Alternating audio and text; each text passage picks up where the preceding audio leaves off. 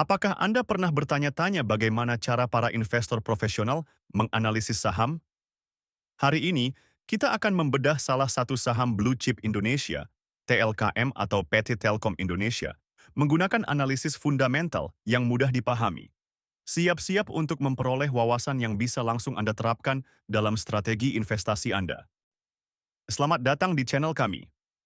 Dalam video ini, kita akan mempelajari cara menganalisis saham menggunakan laporan keuangan dan rasio-rasio penting.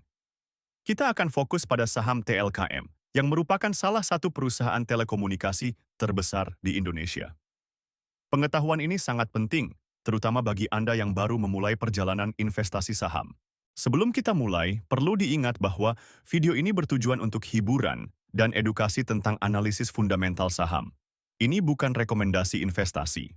Sebelum membeli saham, pastikan Anda melakukan riset yang mendalam. Data yang kami sajikan mungkin saja tidak akurat atau sudah kedaluarsa. Selalu lakukan due diligence Anda sendiri. Mari kita mulai dengan melihat pendapatan dan laba TLKM. Pada kuartal 2 tahun 2024, TLKM mencatatkan pendapatan sebesar 151 triliun 30 miliar rupiah. Ini menunjukkan pertumbuhan yang stabil jika dibandingkan dengan periode-periode sebelumnya. Laba bersih perusahaan mencapai 30 triliun 811 miliar rupiah. Angka-angka ini menunjukkan bahwa TLKM mampu mempertahankan kinerja finansialnya dengan baik. Sekarang, mari kita lihat profitabilitas TLKM. Margin laba operasi atau OPM pada kuartal 2 tahun 2024 adalah 28,47%. Ini berarti dari setiap rupiah pendapatan, TLKM menghasilkan sekitar 28 sen laba operasi. Margin laba bersih atau NPM adalah 20,4%. Angka-angka ini menunjukkan bahwa TLKM cukup efisien dalam mengonversi pendapatannya menjadi laba. Dari sisi posisi keuangan, TLKM memiliki aset total sebesar 285 triliun 992 miliar rupiah pada kuartal 2 tahun 2024. Sementara itu, ekuitasnya mencapai 147 triliun 274 miliar rupiah. Ini menunjukkan bahwa TLKM memiliki basis aset yang kuat dan struktur modal yang sehat. Kesehatan keuangan TLKM terlihat cukup baik.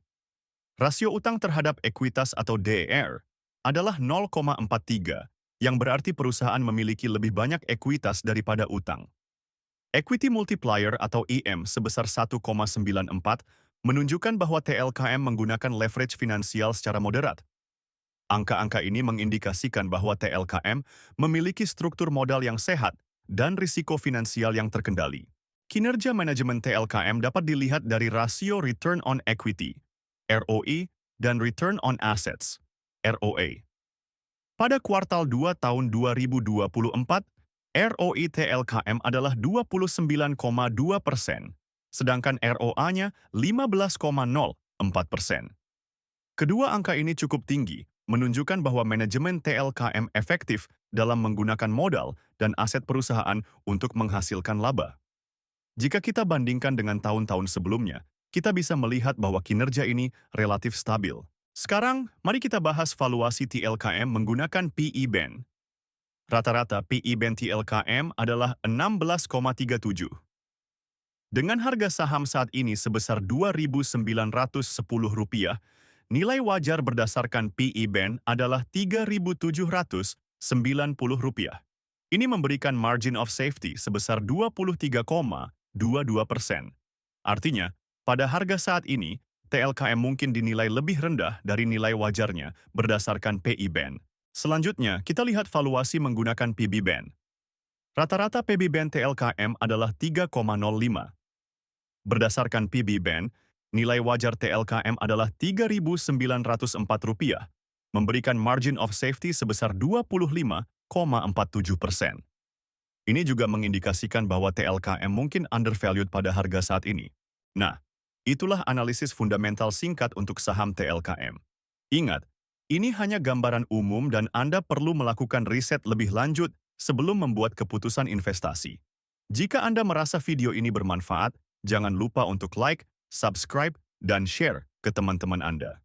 Untuk alat analisis saham yang lebih lengkap, Anda bisa mendownload aplikasi Investor melalui link di deskripsi video. Sampai jumpa di video berikutnya.